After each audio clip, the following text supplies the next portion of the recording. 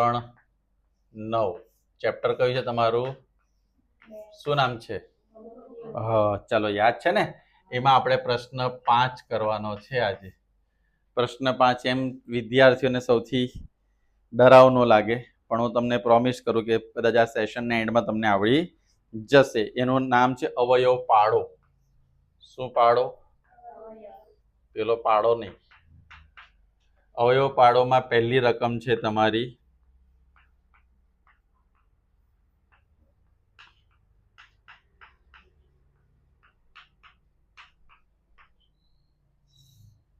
5.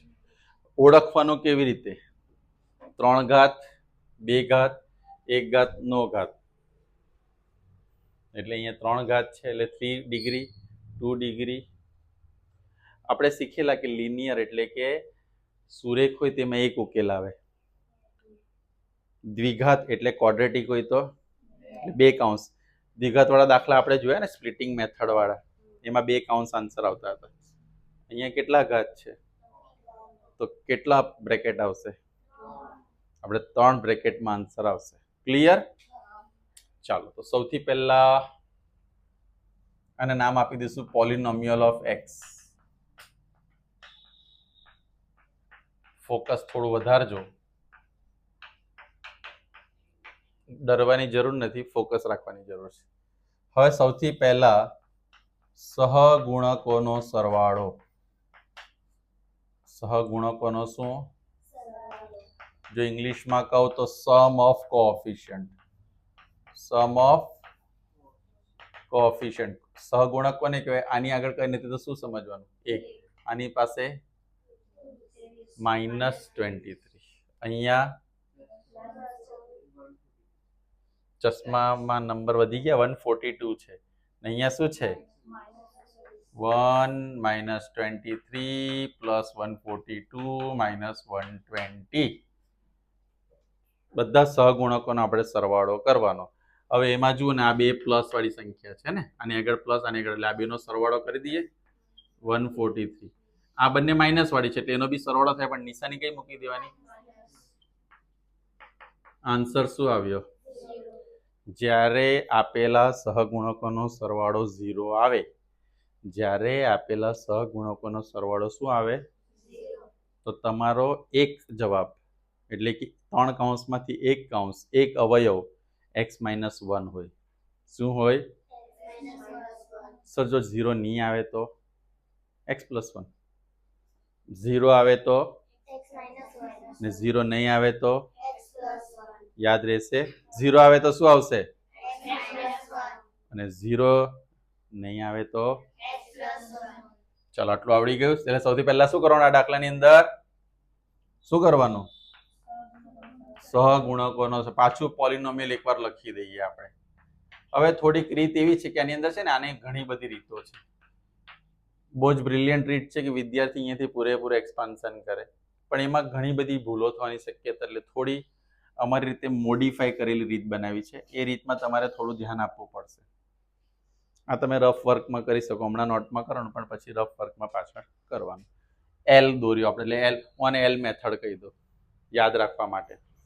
હવે અહીંયા છે ને સહગુણક લખવાના. 1 -23 142 -1, અને અહીંયા 1 લખીશ. જો -1 હોય, આપણે એક સ્ટેપ લખવાનું રહી ગયું. આ સ્ટેપ તમે લખજો. x-1 એ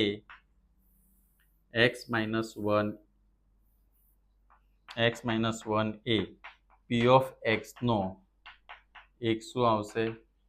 અવયવ. Means x-1 is a factor of polynomial. Clear થયું બધાને? એટલે પછી મારે પેલું p of x લખી દેવાનું. p of x શું હતું? x³ - 23x² વત્તા, ફરીથી એકવાર રકમ લખી, p of x નામ આપ્યું, કોએફિશિયન્ટ, સમ ઓફ કોએફિશિયન્ટ એટલે કે સહગુણકોનો સરવાળો કર્યો. સરવાળાનો જવાબ શું આવ્યો? 0. એટલા માટે મારો ફેક્ટર એટલે કે અવયવ શું આવ્યું? x-1. પાછું pf. આ શું લખ્યું છે ખબર પડી બધાને? એલ મેથડમાં સહગુણકો લખ્યા ને અહીંયા એક લખ્યું. એક કેમ લખ્યું? કેમ એક લખ્યું? તમે સર છો એટલે કઈ બી લખી શકો એવું. તો x -1 આવ્યું ને તો એક, x +1 આવતે તો ક્લિયર. હવે અહીંયા 0 થી સ્ટાર્ટ કરવાનું. શાનાથી સ્ટાર્ટ કરવાનું? 1 + 0 1 એકા -23 + 1. હવે આ તો ઇન્ટીજર અપૂર્ણાંક પૂર્ણાંક -23 + 1 -22. આનો ને આનો મેં ગુણાકાર કરેલો તો એ જ પ્રમાણે -22 અને 1 નો ગુણાકાર -22 ગુણ્યા 1 શું થાય? માઇનસ મૂકો -22 ક્યાં મૂકવાના? આ બેનો ગુણાકાર થાય તે બાજુમાં વત્તા 142 માંથી -122 એટલે -22 જશે એટલે કેટલા થશે? 120 એકા 100 સ્ટાર્ટ ક્યાંથી થાય? 0 થી. એન્ડ ક્યાં કરવાનું? 0 માં. એન્ડ ક્યાં કરવાનું? પાછું એકવાર સહગુણક કયા લઈશું? 1 -23 142 -1 અહીંયા 1. કેમ 1 લખ્યું? અહીંયા શું આવશે?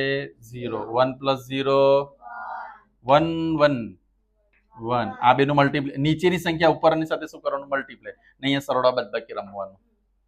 -23 વત્તા એટલે -22 -22 એટલે 120 120 એકા 100 જો પહેલી વાર કન્ફ્યુઝન, બીજી વાર લેસ કન્ફ્યુઝન, ત્રીજી વાર નો કન્ફ્યુઝન આવશે. જો આપણે કરાવશું તમને નહીં આવડે તો આ દાખલો કરે છે એટલે મગજમાંથી રાખો કે માય ગોડ મેરા ક્યાં હોગા? કુછ નહીં હોગા.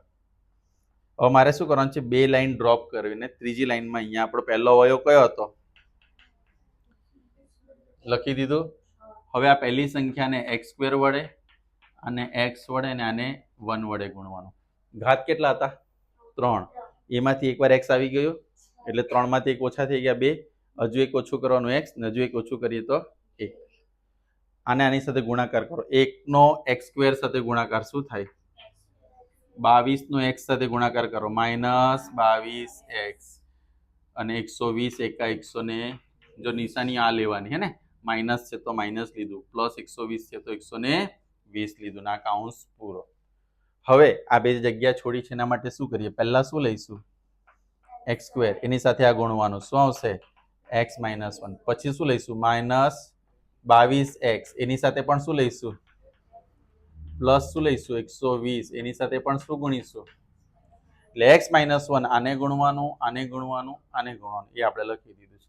નિશાનીઓ જેની આગળ છે તે મૂકતા ગયા. x² આને ગુણો તો શું આવશે? x² આને ગુણશો તો -x², આને ગુણશો તો -22x × x શું થશે? અહીંયા માઇનસ હોય તો અંદરની નિશાની બદલાઈ જાય પ્લસ 22 એકા વત્તા 12x 12 એકા 12.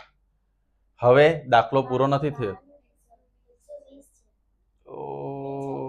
અચ્છા સોરી x લખાયું 120 અને 120 એકા 120. Thank you. હવે મારો આજે જવાબ આવ્યો ને મેં તો તમને કીધું કે કેટલા કાઉન્સ આવશે? અહીંયા કેટલા આવ્યા? તો હજુ આના 2 કાઉન્સ આવી શકે. આ કયો દાખલો બની ગયો ખબર છે? 120 ના અવયવ પાડો કે સરવાળો કરતા 22 જવાબ આવે, જે આપણે લાસ્ટ વીકમાં જોયેલું ને. તો એ કાઉન્સ પાછા 2 લખી દઉં છું એટલે તમારી જાણકારી માટે. કેટલા? 22x વત્તા 100 તો હું શું કરીશ? કઈ કોમન પછી પેલા અવયવ પાડીએ ને 120 ના અવયવ કયા પડશે કે સરવાળો કરતા 22 આવે? છે કોઈ માયકાલાલ? 12 ગુણ્યા 10 એટલે કે અહીંયા પ્લસ હોય ત્યારે બંને નિશાની સરખી આવે, અહીંયા માઇનસ હોય તો બંને નિશાની માઇનસ આવશે. કેવી આવશે? વત્તા 120 x - 1. આમાં કોમન શું નીકળશે? x - 12. અહીંયા કોમન શું નીકળશે? 10 x માઇનસ. હવે x - 1 x - 12 આપણું કોમન નીકળશે અને જવાબ x - 10. આ તમારા 3 કાઉન્સ આવ્યા. બધાને એમ થાય કે સર આવડ્યું તો ખરું પણ શ્યોર નથી. નો પ્રોબ્લેમ. હવે આપણે બીજો દાખલો ગણીએ એટલે તમારી શ્યોરિટી થોડી વધતી જાય. ટેક્સ્ટ બુકનો દાખલો એક હજુ જોઈએ. પ્રશ્ન 5 છે, એનો પહેલો દાખલો છે. શું છે પહેલો દાખલો? અહીંયા છે. X cube minus bx square minus x plus, ચલો સૌથી પહેલા તો એને શું આપી દેવાનું? એક સરસ મજાનું નામ.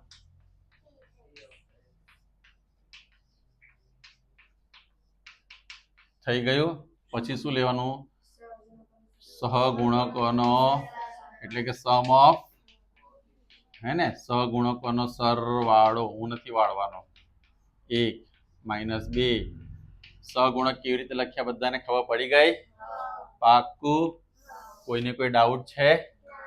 ચાલો તો આ જો 1 ઓછા 1 ઉડી ગયા, ઓછા 2 વત્તા 2 ઉડી ગયા. જવાબ શું આવ્યો? ક્લિયર? આટલું તો ક્લિયર છે ને બધાને? 0 જવાબ આવે તો શું કરવાનું? x માઇનસ 1 એ px નો એક અવયવ. ઇંગ્લિશમાં શું કહીશું? x minus 1 is a factor of. તો અંગ્રેજોને દુનિયામાંથી કાઢી મૂકવાનું લાગે. p of x, right? હવે મારે સૌથી પહેલા શું લેવાનું? પહેલા નામ આપી દીધું પોલિનોમિયલ ઓફ x ને, પાછું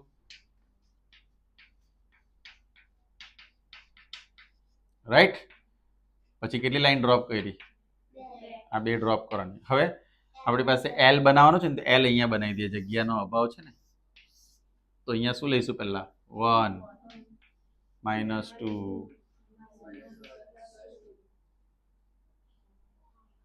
માઇનસ 1 હોય તો શું લેવાનું? અહીંયા શાનાથી સ્ટાર્ટ કરીશું? 1 પ્લસ 0 1 એકા 1. અહીં છે ને મોસ્ટલી દાખલો અહીંયા જ ખોટો પડે. આ સરવાળા બાદબાકી લોચો મારો એટલે માઇનસ 2 વત્તા 1 માઇનસ 1 એકા 1. હવે જો આ 2 નો ગુણાકાર કરો છો, 1 માઇનસ હોય તો જવાબ શું આવે? માઇનસ. માઇનસ 1 માઇનસ 1 ઘણા 0 લખી દે. બંને માઇનસ તો ઉડે નહીં, સરવાળો થાય પણ નિશાની માઇનસ થી થાય. માઇનસ 2 એકા માઇનસ 2. જવાબ 0 થી સ્ટાર્ટ થાય. 0 પોઈન્ટ. પહેલાને શાના વડે ગુણવાનું? x સ્ક્વેર, પછી x અને પછી y હોય તો y સ્ક્વેર y1, t હોય તો t સ્ક્વેર t. એટલે એવું નહીં પછી મમ્મી સરે તો x ભણાવેલું, દાખલામાં t આવેલું એટલે બહારથી આવ્યું. ખાલી ખાલી બિચારા સરને. પહેલો અવયવ કયો આવશે આપણો? આ છે ને કાઉન્સની માટે થોડી જગ્યા મોટી રાખીએ. x માઇનસ 1, પછી શું લખીએ? x સ્ક્વેર, પછી માઇનસ x માઇનસ 2. સૌથી પહેલા શું લઈશું? x સ્ક્વેર બ્રેકેટમાં x માઇનસ માઇનસ x બ્રેકેટમાં x માઇનસ 1 માઇનસ 2 બ્રેકેટમાં x માઇનસ 1. આને શું ગુણીશું? માઇનસ. નિશાનીઓમાં ખાસ ધ્યાન આપવાનું, દાખલામાં બીજું કંઈ નથી. Minus x x x square minus minus plus x minus 2x minus minus plus 2 plus 2 match થવું જોઈએ. સમજી ગયા? મેન રકમમાં પ્લસ 2 હતું તો લાસ્ટમાં બી આપણું શું આવવું જોઈએ? પ્લસ 2. આપણે તો 3 કાઉન્સ આવવા જોઈએ. આપણા કેટલા આવ્યા? 2 આવ્યા. નહીં, જરૂર નથી 2 કાઉન્સ પણ આવે. 3 આવી શકે, 2 આવી શકે ને 0 કાઉન્સ પણ આવે. પણ આપણે 3 અને 2 ના ચાન્સીસ ખરા. આ 9મા ધોરણ માટે 2 ના અવયવ પાડો. માઇનસ હોય એટલે અવયવની બાદબાકી કરવાની. 2 ના અવયવ પાડો કે 1 જવાબ આવે તો 2 એકા. અહીંયા માઇનસ તો મોટી રકમ માઇનસ, નાની રકમ. જેને બી સ્પ્લિટિંગમાં પ્રોબ્લેમ છે તો મેં તમને કીધું છે એ પ્રમાણે એમાંથી જોઈ લેવું, રાઈટ? નહીં તો શું થશે? સ્પ્લિટિંગ મેથડ વગર આવડશે નહીં. ચાલોની જગ્યા પર શું લખીશું? Minus 2x minus x minus 2, right? ખોટું લખ્યું મેં, એટલે જ કીધું કે ધ્યાન આપો. કઈ બી હું ખોટું લખું હા હા બરાબર, સર હશે તો સાચું જેવું થોડી હોય. આ 2 માં શું કોમન નીકળશે?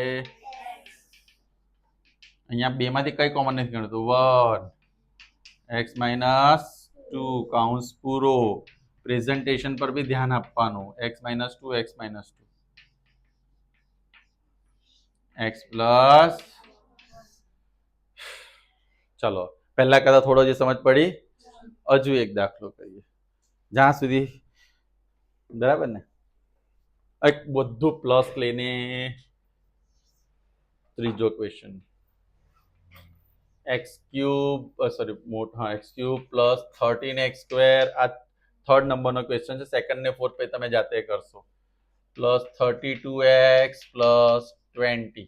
હવે સૌથી મહત્વની વાત તો અહીંયા છે કે અહીંયા બધું પ્લસ છે એટલે ઉડવાનું કંઈ નથી. બધાનો શું થવાનો છે? સરવાળો. હે ને?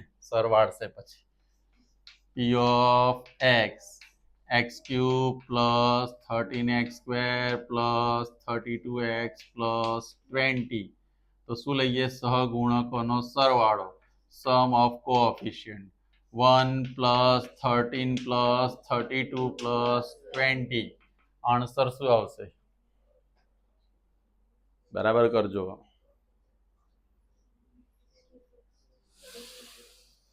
કેટલા આવશે? 66 આવે છે. તો અહીંયા નોટ ઇક્વલ ટુ 0 આવ્યું એટલે કે 0 જવાબ આવ્યો. જ્યારે 0 જવાબ નહીં આવે ત્યારે x પ્લસ 1 એ શું હશે? px નો એક કયો હોય? x plus 1 is a factor of global વાળા માટેની લાઈન છે. બરાબર ને? Factor of p of x. મને વાંધો નથી પણ પરીક્ષામાં નહીં લખી દેતા એમ. તમે દાખલામાં ગમે તે કરો, હું તમારી ભૂલો સુધારીશ, ચિંતા નહીં લો.